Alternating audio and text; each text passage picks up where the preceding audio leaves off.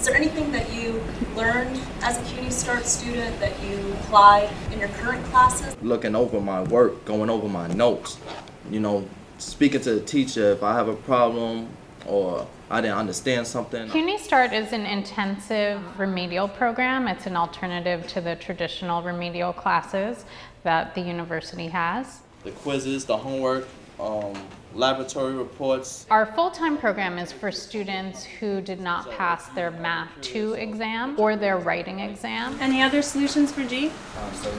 We also have a part-time program for students who need to work on only math or only reading and writing. 19, that middle term? Students stay in the program for one semester. It costs $75, and that includes books. To either agree or disagree with their interpretation of the ending? The original intention was a program set up for students who had a lot of remedial needs. Keep the square root with the number that you multiplied. And so the idea was to create a really big intervention so that students could make significant gains in their first semester in college. So I took first the square root of 36, and Square root of 36 is 6. And as the program continued, we found that more and more students became triple exempt. And many other students, they don't pass everything, but they really make tremendous strides. I'm scared when I finish this program and I'm gonna get to the college. Can I do it, or how hard it's gonna be? Our students have very busy and complicated lives. Many of them are working full-time jobs. I work as a math tutor and also I'm a cashier. Some of them are working 2 jobs. Many of them have families. I have 5 children. I want to be an example for them. I want you to put evidence to support our ideas. I'm tired of the cycle of being on public assistance, and I wanted to further my education. I wanted to better myself. Just saying that I'm 34 years old and I've been out of school since I was 19. And I wanted to start college and choose a career that can help better my future for myself and for my family. I want to be able to give my kids what I couldn't have. I had attended community college in 2008. Well, after I started the remedial classes and I didn't do too well in those classes, I thought that maybe college wasn't the right thing to do. A lot of my friends, some of them didn't make it past high school. After gaining my GED, I regretted not continuing with my education. People say college is not meant for people, but I really believe you have to be strong enough for college. But college is like a maze. Whichever college you go to, it's like you're going into a maze. You don't know where to start. If you applied for fall 2011, spring 2012, you should be set. Oh, that's right. You need someone to guide you to the right direction.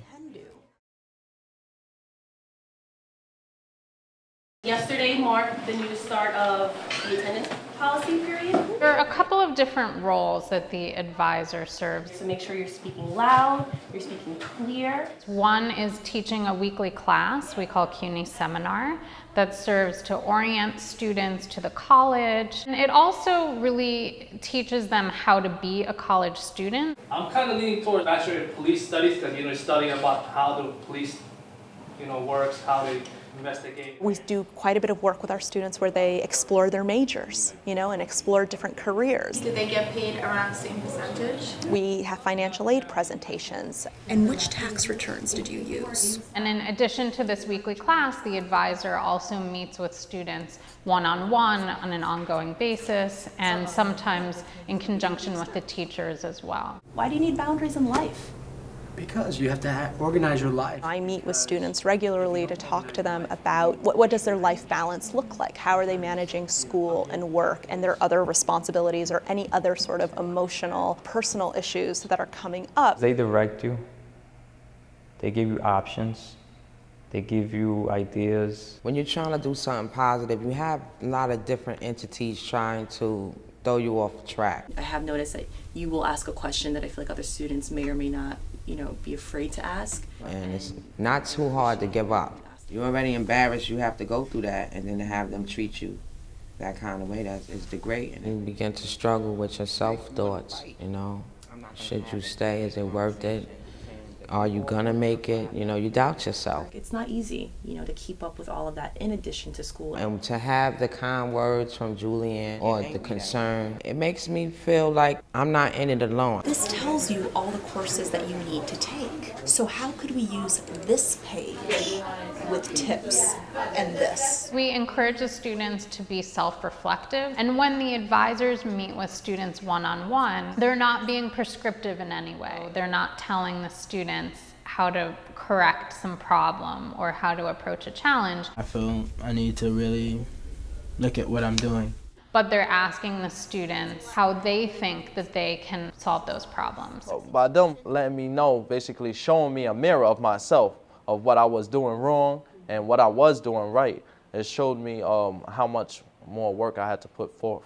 It takes a long time just to get results. The advisors also spend time in the classroom so that they can see how the students are interacting and also give support to the teachers. For some people, that's what they're interested in. Because of the advisement that I get to do, I find out a lot more information about what's going on outside of the classroom. Home life, work, any financial issues that our students are facing that will affect them in the classroom, but a teacher may not be aware of that. And it's a matter of pointing out to them the very specific areas that they've progressed in. It's a collaborative effort, from all angles. We check in on a daily basis in between lunch breaks, in addition to our weekly, more formal core meeting where we address student concerns. What is 3 times 6? 18. I think it's really beneficial, to students. They see us as a team. They know that we are constantly in communication with each other. It's very clear that there's not a division between the reading and the writing and the advisement, but that they have a whole team of support for them while they're in this program. I realized something really important that relates to my page 20. How well the student is prepared for college is usually an indication of the culture at the educational institution they came from and at home. Do you want to actually foil it and see? The same way that we want them to think about their process when solving a math problem or developing an idea for an essay, I want to encourage them to think about their growth as an individual. What does it mean to be a successful student? What are the habits that I need to put into place? What are the practices? What are the routines? We have a time management law to record how we spend our hours through the day. That's very important. What I learned is that if I got a question that needs to be answered, go to somebody and try to find that answer. And asking questions actually helped me a lot. I ask questions every day. Okay, but in college, you have different age, I have different age, she has different age. It's not about being bright or not bright. That's really not what's going to trip you up. It's the language. And then he says something about her not being a failure. Or right here it says, no mom, you're not a failure. It's not something that you're born with. You want to go to college, you're going to have to learn the language. When he saw how bad... The ability to have that support to learn that language, I think that this is what this program is doing very successfully. Does the boy have any thoughts about Masood or ideas about Masood? For us, success is not measured only by whether or not they pass their tests, but how they are as students. Discipline, personality. Yeah.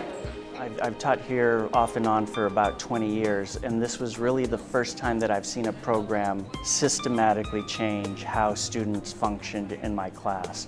I literally had to change my syllabus because of their preparation as a whole. So yeah, that's before the date part. At first I was really shy, and I didn't really want to answer questions because I didn't know the answer, but coming to the ending, I started to understand. I used to always raise my hands, to answer questions, and I realized I actually could do it. It's not, if I work hard, I could really accomplish something in life. You did the boy, you do the grandfather. I'm proud of myself. I'm very proud of myself, and I'm gonna be more proud of myself when I take the test again, hopefully to pass, so I can start my credit classes. Then I'll be cooking with cod liver grease. I see it as a motivational program. In the beginning. I'm seeing it literally transform people's lives. I feel this kind of jump-started my life. And then he starts talking about how everything was passed down to him. Being a college student isn't easy, so I would really like for students to leave here knowing how to advocate for themselves and knowing what they want. It's not going to happen overnight, it's not going to happen in 12 weeks, but I think just kind of planting those seeds and getting the student to become more self-aware can really help them be successful. I need my dictionary.